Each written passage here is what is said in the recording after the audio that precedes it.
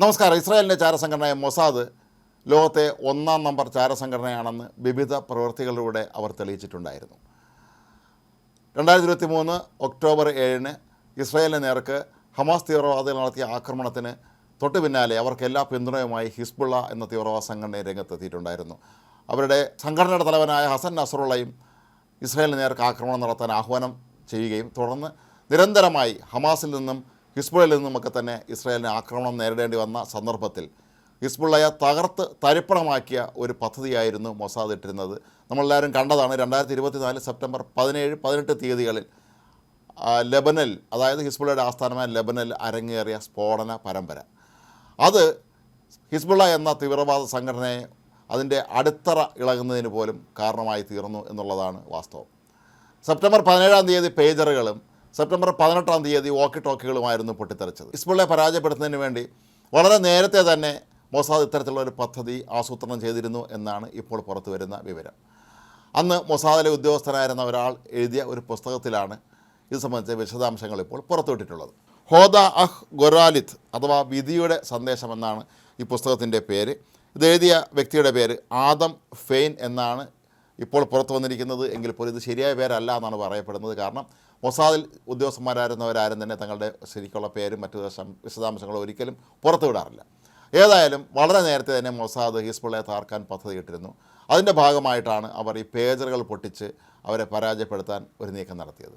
കാരണം ആധുനിക വാർത്താവിനിമയ സംവിധാനങ്ങൾ ഉപയോഗിക്കുന്നതിൽ നിന്ന് ഹിസ്ബുള്ള തൽക്കാലത്തേക്ക് പിൻവാങ്ങിയിരുന്നു. കാരണം ഇതെല്ലാം മൊസാദ് ചോർത്തും എന്നുള്ള ഭയം കാരണം അവർ മൊബൈൽ ഫോണുകളും മറ്റും ഉപേക്ഷിച്ചിരുന്നു. അപ്പോൾ ഈ ഒരു സന്ദർഭത്തിൽ പേജറുകൾ ഉപയോഗിച്ചുകൊണ്ടുള്ള ഒരു സംവിധാനമാണ് ചെറിയ തോതിൽ അവർ നടത്തിയിരുന്നത്.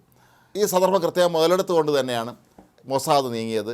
നേരത്തെ ഹിസ്ബുള്ള തീവ്രവാദികൾ പേജറുകൾ വാങ്ങിയിരുന്ന ഒരു സ്ഥാപനത്തെ തന്നെയാണ് അവർ സമീപിച്ചത്. തങ്ങൾ കൂടുതൽ പേജറുകൾ തരാം എന്ന് പറഞ്ഞുകൊണ്ട് ഒരു സ്ത്രീയെ തന്നെയാണ് അങ്ങോട്ട് നിയോഗിച്ചത്. അവർ മൊസാദിൻ്റെ ഒരു പ്രധാന പ്രവർത്തകയായിരുന്നു. അങ്ങനെയാണ് ഓർഡർ നൽകാൻ ഹിസ്ബുള്ള തീരുമാനിച്ചത്. ഇസ്രായേൽ കരുതിയിരുന്ന ഒരു 500ഓളം പേജറുകൾക്ക് മാത്രമായിരിക്കും ഓർഡർ നൽകുക എന്നുള്ളതായിരുന്നു. പക്ഷേ ഹിസ്ബുള്ള ആവശ്യപ്പെട്ടത് തങ്ങൾക്ക് 5000 പേജറുകൾ വേണമെന്നായിരുന്നു.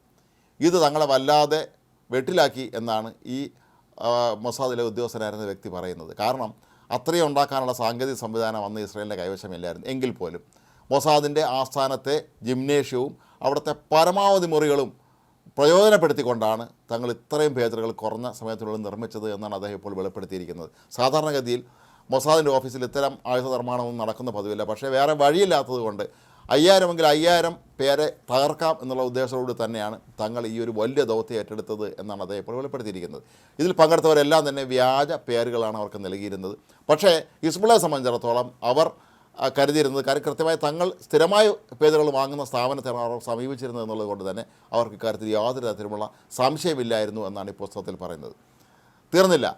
ഒരു ഘട്ടം എത്തിയപ്പോൾ ഹിസ്ബുള്ളയുടെ തന്നെ ഒരു പ്രധാനപ്പെട്ട സാങ്കേതിക വിദഗ്ധന് ഇതിൻ്റെ പിന്നിൽ എന്തെങ്കിലും ഗൂഢാലോചനയുണ്ടോ, ഇതിൻ്റെ ഒരു ചതിവുണ്ടോ എന്നൊരു സംശയം തോന്നിയിരുന്നു എന്നും ഇയാൾ ഇക്കാര്യം പക്ഷേ തൻ്റെ അടുത്ത സഹപ്രവർത്തകർ വെളിപ്പെടുത്തിയത് എങ്ങനെയോ മൊസാദ് ചോർത്തിയെടുക്കുകയും അവർ അടുത്ത ചെയ്ത കാര്യം ഇയാളെ വളരെ തന്ത്രപൂർവ്വം ബെയ്റൂട്ടിലെ ഒരു പ്രത്യേക മേഖലയിലേക്ക് മറ്റൊരു ആവശ്യത്തിൻ്റെ പേരിൽ വിളിച്ചു വരുത്തിയിട്ട് മിസൈൽ ഉപയോഗിച്ച് ഇയാളെ വധിക്കുകയായിരുന്നു എന്നാണ് പറയപ്പെടുന്നത്. അതല്ല, അയാൾ ജീവിച്ചിരുന്നു എങ്കിൽ ഇയാൾ വളരെ കൃത്യമായി ഈ കാര്യം ഹിസ്ബുള്ള തലവനെ ബോധ്യപ്പെടുത്തുകയും അവർ അതിൽ നിന്ന് രക്ഷപ്പെടുകയും ചെയ്യുമായിരുന്നു. കൂടാതെ ഇറാനിലെ സാങ്കേതിക വിദഗ്ധന്മാർക്ക് ഇത്തരത്തിലുള്ള പേജറുകൾക്കുള്ളിൽ സ്ഫോടക വസ്തുക്കൾ നിറച്ചതാണോ എന്ന് അറിയാനുള്ള എല്ലാവിധ സംവിധാനങ്ങളും അവർക്കുണ്ടായിരുന്നു.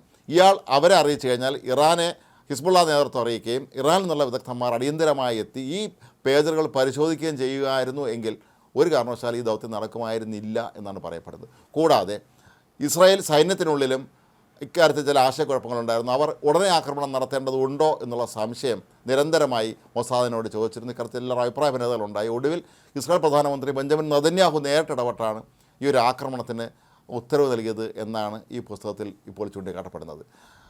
മാത്രവുമല്ല, എന്തുകൊണ്ടാണ് ഇത്രയും പെട്ടെന്നൊരു ആക്രമണം നടത്താൻ തീരുമാനിച്ചതെന്നുള്ള ചോദ്യത്തിന് അദ്ദേഹം പറയുന്നത്, അദ്ദേഹം ജെറുസലേം പോസ്റ്റ് പോലുള്ള പ്രമുഖ മാധ്യമങ്ങൾക്ക് അഭിമുഖം നൽകിയത്, അദ്ദേഹം പറയുന്നത് ഒരുപക്ഷെ സമയം നീണ്ടുപോയാൽ ഹിസ്ബുള്ള ഇറാൻ ബന്ധം അറിയാം, അവരെങ്ങനെയെങ്കിലും ഈ വിവരം അവർക്ക് മനസ്സിലായി കഴിഞ്ഞാൽ പിന്നെ തങ്ങളുടെ പദ്ധതി പൊളിയുമെന്നും അടിയന്തരമായി ഇപ്പോൾ തന്നെ ഇത് നടപ്പിലാക്കണം എന്നുമാണ് അവർ ആവശ്യപ്പെട്ടത്. നേരത്തെ വോക്കി ടോക്കി ഉപയോഗിച്ച് അവർ ആക്രമിക്കാനായിരുന്നു, അതിൽ സ്ഫോടക വസ്തുക്കൾ നിറച്ച് ആക്രമിക്കാനാണ് ഒരു പദ്ധതി ഇട്ടിരുന്നതെങ്കിലും ഈ 5000 പേജറുകളുടെ ഓർഡർ കിട്ടിയ സ്ഥിതിക്ക് ഇത് ഉപയോഗിച്ച് തന്നെ ആദ്യഘട്ടത്തിൽ ആക്രമണം നടത്താൻ അവർ തീരുമാനിച്ചത്. അങ്ങനെ 2024 ഫെബ്രുവരി 17 തീയതി ഈ പേജറുകൾ വ്യാപകമായി ലെബനനിൽ പൊട്ടിത്തെറിക്കുന്നു.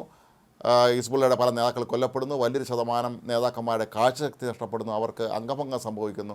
അങ്ങനെ ആകെ ഹിസ്ബുള്ള നേതൃത്വം വരണ്ടിരിക്കുന്ന ഈ സന്ദർഭത്തിലാണ് തൊട്ടടുത്ത ദിവസം, അതായത് സെപ്റ്റംബർ 18 തീയതി വോക്കി ടോക്കുകൾ പൊട്ടിത്തെറിക്കാൻ തുടങ്ങിയത്. ഇതോടുകൂടി ഹിസ്ബുള്ള നേതൃത്വത്തിന് അവരുടെ ആത്മവിശ്വാസം നഷ്ടപ്പെട്ടു എന്നാണ് ഈ പുസ്തകത്തിൽ ഈ വ്യക്തി ചൂണ്ടിക്കാട്ടുന്നത്. തങ്ങൾക്ക് എന്ത് ചെയ്യണമെന്ന് അറിയാൻ പാടില്ലാത്ത വല്ലാത്തൊരവസ്ഥയിലേക്ക് ഇവർ എത്തുകയും ഹസൻ നസ്രുള്ള ഉൾപ്പെടെയുള്ളവർ പോലും പിന്നീട് അവരുടെ ഭൂമിക്കടിയിൽ അണ്ടർഗ്രൗണ്ടിലുള്ള രഹസ്യതാവളങ്ങളിലിരുന്നാണ് പദ്ധതികൾ ആസൂത്രണം ചെയ്തിരുന്നത്. പക്ഷേ ഇതുപോലും മനസ്സിലാക്കാനുള്ള സാങ്കേതിക വിദ്യ ഇസ്രായേലിൻ്റെ കൈവശം, മൊസാദിൻ്റെ കൈവശം ഉണ്ടായിരുന്നു. അവർ കൃത്യമായി ഇവരെവിടെയാണ് യോഗം ചേരുന്നതെന്ന് കണ്ടെത്തുകയും അങ്ങനെ നിരവധി ബങ്കർ ബസ്റ്റർ ബോംബുകൾ ഉപയോഗിച്ച് ഹസൻ നസ്രുള്ള ഉൾപ്പെടെയുള്ള ഒരു വലിയ വിഭാഗം നേതാക്കന്മാരെ വധിക്കുകയും ചെയ്തു.